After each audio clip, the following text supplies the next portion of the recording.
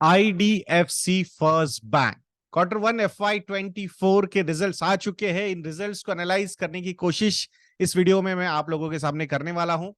I know that कि मतलब जब भी IDFC फर्स्ट बैंक का रिजल्ट आता है या कोई भी न्यूज होती है तो you look forward to watch our videos, so definitely we will try and not disappoint you. But एक अपडेट है उस वीडियो से पहले, मॉडल पोर्टफोलियोज के प्राइसेस बढ़ने वाले हैं 1 अगस्त 2023 से। सो वो अगर आपको लोएस्ट प्राइस अगर आपको चाहिए तो please visit investindia.in, use promo code monsoon. मात्र 4500 रुपीज में आपको सारे मॉडल पोर्टफोलियोज मिल जाएंगे।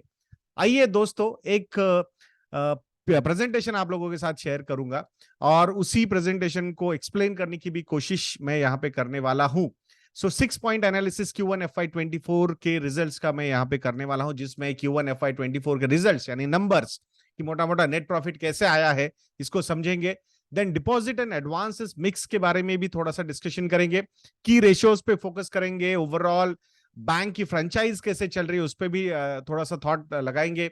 एसेट क्वालिटी के बारे में भी बात करेंगे। And last but not the least, valuation के बारे में भी यहाँ पे हम बात करने वाले हैं दोस्तों।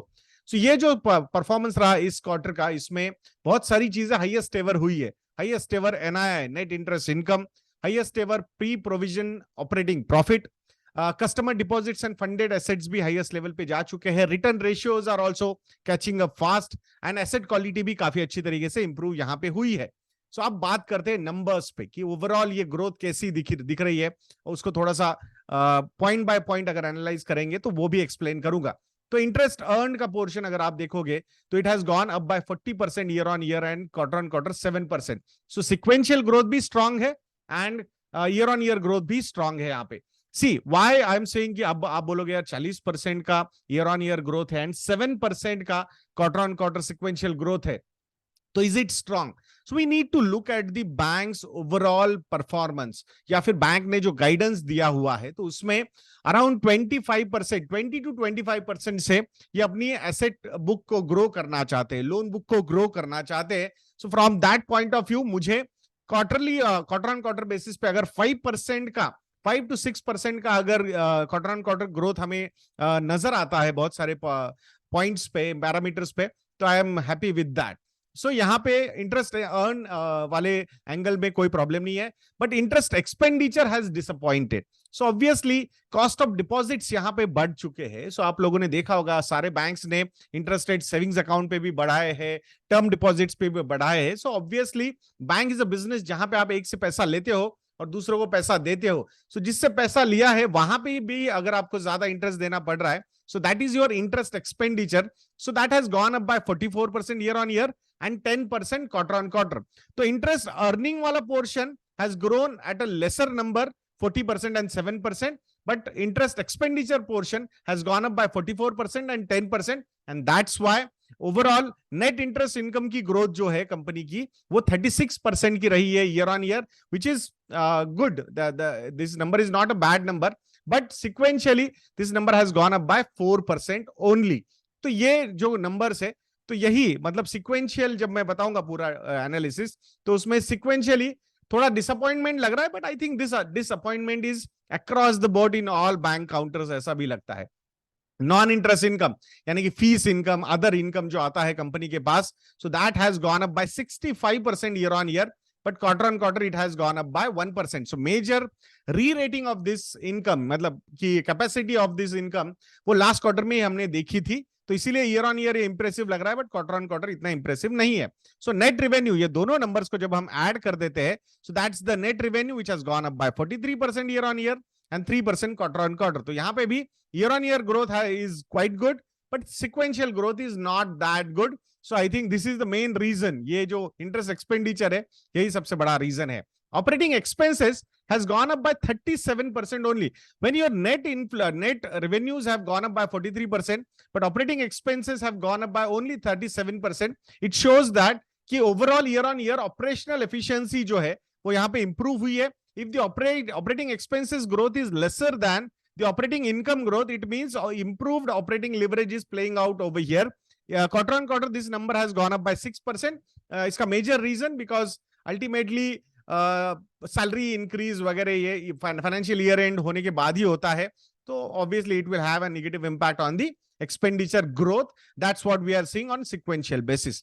Pre-provision operating profit की अगर हम बात करते हैं तो it has gone up by 45% year on year, which is quite impressive, and 6% quarter on quarter. Both these numbers are also suggesting good growth, so that's a positive sign. Provisions have also gone up 55% year on year. Provisions bade hai, which is at 476 crore rupees, but quarter on quarter they have gone down by 1%. So this number is not alarming, but ये अगर घटता ही रहेगा या lower growth रहेगी इसमें तो it is always a good sign. तो यहाँ पे year on year this number has gone up by 55%. Now net profit number, यहाँ मतलब जब न्यूज रिपोर्ट्स वगैरह हम देखते हैं, so this number is shown as 61% का प्रॉफिट ग्रोथ हुआ है कंपनी का. ऑब्वियसली ईपीएस के पॉइंट ऑफ व्यू से this is a good thing. Year on year यहाँ पे इंक्रीज हुई है, but we are more interested in sequential growth, जो यहाँ डिसअपॉइंटमेंट आई है. 5% से ये नंबर नीचे गया है, बट इज इट मतलब कोई सरप्राइज है क्या? एस्टिमेट्स के हिसाब से नई चीजें हुई है क्या? नहीं, ऐसा कुछ नहीं हुआ है. बट ये नंबर अगर पॉजिटिव और ज्यादा ऊपर दिखता हमें तो डेफिनेटली अच्छा लगता. This is not a disappointment, I still feel, but sequentially the numbers are not looking impressive, but it is across the board. Cost of deposits बढ़ने का वो सबसे बड़ा नतीजा है. So hopefully over the period I think these numbers will keep on growing on sequential basis also. So ये Q1 FY24 के results थे. अब बैलेंस शीट के बारे में थोड़ी सी बात करते हैं. So total balance sheet size is at 2.48 lakh crore rupees. Year on year 24% से ये बड़ी है. क्वार्टर ऑन क्वार्टर 4% से ये बैलेंस शीट बड़ी है. Total customer deposits have gone up by 36% year on year and 7% quarter on quarter, जिसमें कासा डिपॉजिट्स भी है, term deposits and certificate of deposits भी टर्म डिपॉजिट्स का ही पार्ट हमने यहाँ पे कंसिडर किया है. तो 27% ईयर ऑन ईयर ग्रोथ है कासा डिपॉजिट्स में. It is impressive, but sequentially CASA deposits have not gone up, but term deposits have gone up by 46% year on year and 14% quarter on quarter. तो ये जो rate of interest बढ़ाए गए हैं FDs वगैरह पे, so competition ने यहाँ फोर्स किया है कि कासा पे ज्यादा फोकस नहीं कर पाया bank, but to attract more deposits का टर्म डिपॉजिट्स पे फोकस किया गया है, विच इज ऑल्सो गुड. थोड़ा सा कमिटमेंट भी आ जाता है टर्म डिपॉजिट्स में. ऑब्वियसली कॉस्ट ऑफ डिपॉजिट उसकी वजह से बढ़ जाता है, but it's okay. I think if the competition is forcing you to do these things, you will have to do these things. Now, this is an interesting number. So December 2018 में जब merger हुआ था, at that point of time 27% के retail deposits थे bank के पास and 73% के wholesale deposits. Now this number has completely reversed. 77% retail deposits है bank के पास and मात्र 23% के wholesale deposits. तो इट्स अ गुड थिंग कि रिटेल पे फोकस बढ़ाया गया है. सो डाइवर्सिफिकेशन, वो रिस्क डाइवर्सिफिकेशन क्या है, कॉन्सेंट्रेशन ऑफ डिपॉजिट्स यहाँ पे हमें नहीं दिखता है. So that's a positive sign. And normally retail deposits जो होते हैं उसकी cost of deposit, cost of funds भी लोअर साइड पे होती है. So that's a very positive sign. Even certificate of deposits के भी नंबर हम देखेंगे तो इस क्वार्टर में 5,953 करोड़ रुपीस के सर्टिफिकेट ऑफ डिपॉजिट से बैंक के पास, which was the number was 28,754 crore rupees in March 2019. So obviously I think dependency on this bulk deposit has gone down significantly. That's a really positive sign for the bank. Now advances के बारे में बात करेंगे. So current advances यानी loans number is 1.71 lakh crore rupees. So year on year growth of 25%, quarter on quarter growth of 7%. Bank has given a guidance ki over the period they will keep on growing at 20-25% advances growth. So that's a really positive number. Retail loans पे focus definitely यहाँ ज्यादा है. 27% year on year growth, 7% quarter on quarter. Rural finance पे भी year on year growth काफी अच्छी दिखाई है, 35%, 0% on quarter on quarter. तो आई थिंक यहाँ थोड़ी सी जो अनसर्टेनिटीज बीच में लग रही थी तो फोकस रिटेल लोन्स पे ही ज्यादा किया गया है. And SME and corporate deposits, sorry corporate loans पे भी फोकस किया गया है. Year on year 23% growth, quarter on quarter 9%. Do not think that कि ये होलसेल लेंडिंग में बहुत एग्रेसिव जा रहे हैं. सो आई थिंक सिलेक्टिव लेंडिंग यहाँ पे की जा रही है और इंफ्रास्ट्रक्चर लेंडिंग पे जो डिपेंडेंसी थी पहले वो काफी कंसिस्टेंटली कम की जा रही है. भले ये निगेटिव है -44, but why it is positive, because this was the main problem of IDFC first bank. ये लेगेसी लोन्स जो थे यही सबसे ज्यादा बैंक को परेशान कर रहे थे.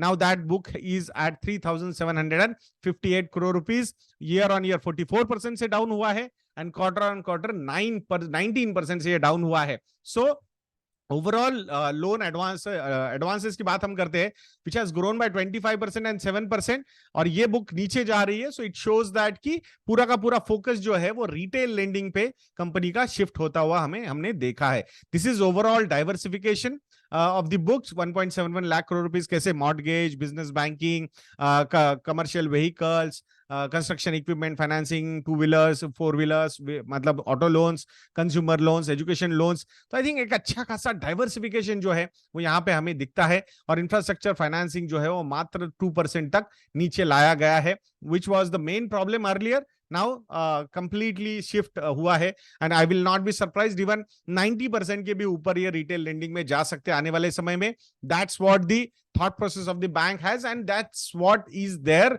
Core competence. तो अपने कोर कॉम्पिटेंस के हिसाब से ये यहाँ पे काम करते हुए हमें दिखते हैं. सेगमेंट वाइज लोन की ग्रोथ भी अगर आप देखोगे तो all these numbers year on year and quarter on quarter are so impressive. 7%. अब ये होम लोन एंड लोन अगर प्रॉपर्टी पे क्वार्टर ऑन क्वार्टर ज्यादा ग्रोथ हुई नहीं है. सो आई थिंक बैंक का कोर कॉम्पिटेंस भी वो नहीं है. I am not saying that कि they will not focus on that. Those are considered as the safest loans, but इनका जो कोर कॉम्पिटेंस है, कंज्यूमर लोन्स हो या फिर टू व्हीलर ऑटो लोन्स हो या फिर एजुकेशन लोन्स, क्रेडिट कार्ड पे भी फोकस काफी बढ़ाया जा रहा है, गोल्ड लोन पे भी फोकस बढ़ाया गया है. So I think overall all these numbers look quite impressive quarter on quarter also and year on year also. So I think मुझे लगता है कि the way bank is going, core competence पे फोकस करके, I think ratios जो है, return ratios and profit numbers, they will keep on growing.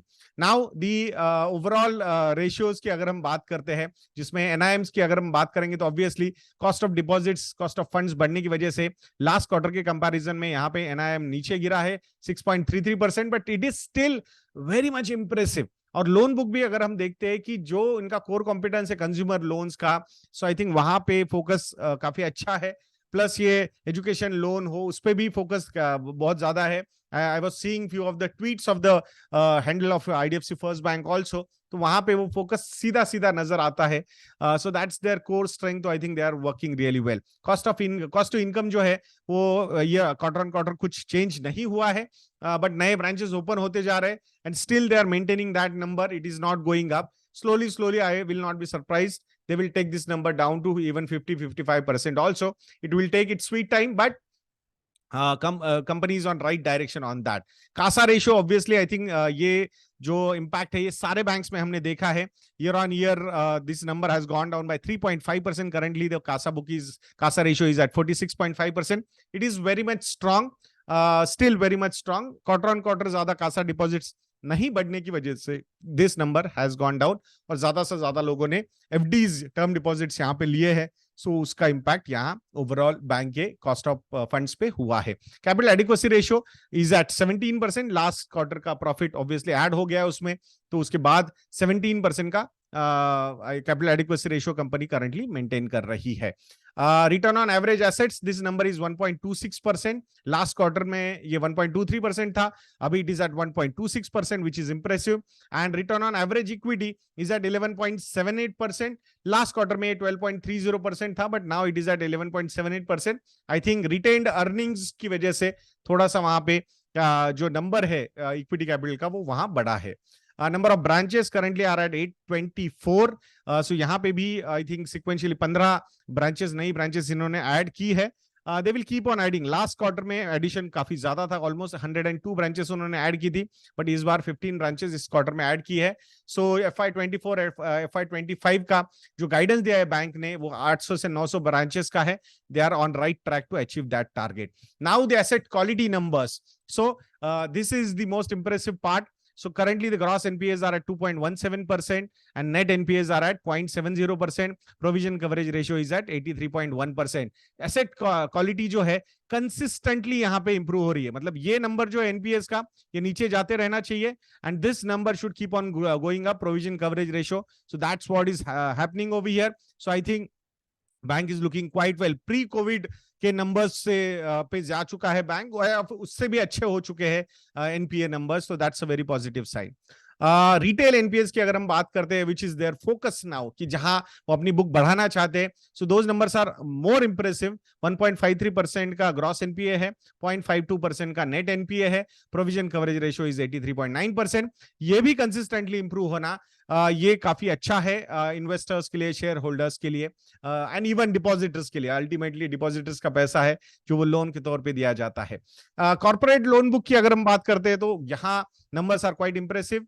Obviously provision almost सब हो चुका है, नॉन इंफ्रा की बात कर रहे हैं, 99.4% का प्रोविजन कवरेज रेशियो है, gross NPS are at 2.65%, but they have been provision. सो ये प्रॉफिट ये सब करने के बाद हमें दिखता है, सो ये 0.03% पे है अभी है, and the focus is not that much high on even corporate book also. So देंगे, ऐसा नहीं कि नहीं देंगे, but I think selective lending है इस पर्टिकुलर सेगमेंट में भी। The main problem which was infrastructure loan book, जो कंसिस्टेंटली कम हो रहा है, कि मात्र 3,000 करोड़ का कुछ बचा है। सो डोंट वरी, ये gross NPA net NPA numbers आपको बहुत ज्यादा दिख रहे हैं, बट यहाँ पे आगे कुछ ज्यादा प्रोविजन करने की जरूरत नहीं है, दैट्स व्हाई यहाँ आपको ये नंबर्स एनपीए के ज्यादा लग रहे हैं। सो टेक्निकली 2,000 एनपीएस, बट वहां से जो रिकवरी उनको दिख रही है तो उतना जितना नहीं आएगा पैसा, उतना प्रोविजनिंग हो चुका है और बाकी पैसा आ जाएगा। So don't worry about that. Then और यही वो प्रॉब्लम बुक थी इंफ्रास्ट्रक्चर लेंडिंग। सो जब मर्जर हुआ था 22,710 करोड़ की ये बुक थी, now it is hardly 3,758 crore rupees. I will not be surprise in few quarters we will see this book at zero level. So that's what I genuinely feel. Even bank is also suggesting the same. Now the valuation, तो यहाँ PB ratio पे देखते हैं, मतलब क्योंकि consistency of profits नहीं थी पहले, that's why I don't want to focus more on price to earnings ratio. तो पीबी रेशियो जो माना जाता है, एनबीएफसीज हो या फिर बैंक्स हो, उनको प्राइस टू बुक रेशियो के हिसाब से कंसिडर करना चाहिए। So current PB ratio is 2.40, 1 year median is 1.61, 3 year median is 1.48। अगर कंपेयर करेंगे बाकी बैंक्स के साथ, HDFC bank, Kotak bank, ICICI bank या इंडसइंड बैंक, तो ये नंबर्स ज्यादा है compare to IDFC first bank. So अब आप बोलोगे यार but historical numbers are suggesting कि ये काफी ऊपर जा चुका है नंबर। सो ये क्लियर केस ऑफ री रेटिंग यहाँ पे हुआ है। एक तो आपका कासा रेशियो को देखिए, एनआईएम्स को देखिए, रिटर्न ऑन एसेट्स के नंबर्स को देखिए, रिटर्न ऑन इक्विटी के नंबर्स को देखिए, all these numbers are continuously improving. And mister V Vaidyanathan has said that कि अब ये बैंक कोई लॉस मेकिंग क्वार्टर नहीं देखेगी। So it's a confidence. I am not saying कि मतलब ऐसा हो ही नहीं सकता है, but this is what shows that कि जो पाथ उन्होंने अभी लिया हुआ है कंसिस्टेंसी का, तो I think they don't want to divert from that. और वहां पे जो रिटेल लेंडिंग पे वो फोकस करना चाहते हैं, दैट इज हिज फोटे, जो उस पे बैंक करके ही इज अचीविंग न्यूअर गोल्स। तो I am not surprise with this rerating. Even further rerating is also possible. जिस तरीके से बैंक जा रहा है, ये इंफ्रास्ट्रक्चर लेंडिंग पूरी तरीके से अगर खत्म कर दिया जाता है एंड रिटेल लेंडिंग पे ये नंबर 90% के ऊपर चला जाता है रिटेल लोन बुक का, सो आई थिंक काफी इंप्रेसिव वैल्यूएशंस ये बैंक दिखा सकता है, provided no negative surprises. So this is what I feel कि IDFC first bank will do in future. आशा करता हूं दोस्तों कि ये वीडियो आपको अच्छा लगा होगा। एंड फिर से एक बार याद दिला दूं, 1 अगस्त से मॉडल पोर्टफोलियोज की प्राइसेस बढ़ने वाले हैं फ्रॉम 10,000 टू 12,000। सो अगर आपको डिस्काउंट का ऑफर लेना है, मॉनसून ये प्रोमो कोड यूज कीजिए, मात्र 4,500 रुपीज में आप सारे मॉडल पोर्टफोलियोज को सब्सक्राइब कर सकते हो। 55% का वो डिस्काउंट है। अगर इंक्रीज प्राइसिंग पे देखोगे then the discount is more than 60%। तो आशा करूंगा आप जरूर investindia.in को विजिट करके मॉनसून प्रोमो कोड यूज करके हमारे मॉडल पोर्टफोलियोज को सब्सक्राइब करोगे। 3 साल के सब्सक्रिप्शन या फिर कॉम्बो ऑफर्स के लिए जाओगे, then the discount should be on a higher side. Also, if you need any help in portfolio management, investment advisory or investment execution, you can contact our relationship cell. We'll be more than happy to help you on that front also. one-on-one sessions are also available. आशा करेंगे आप जरूर हमें contact करोगे। तो ऐसे videos के लिए channel पे बने रहिए, वीडियो को लाइक करना, शेयर करना और चैनल को सब्सक्राइब करना बिल्कुल मत भूलना। नेक्स्ट वीडियो में मिलते हैं। जय हिंद।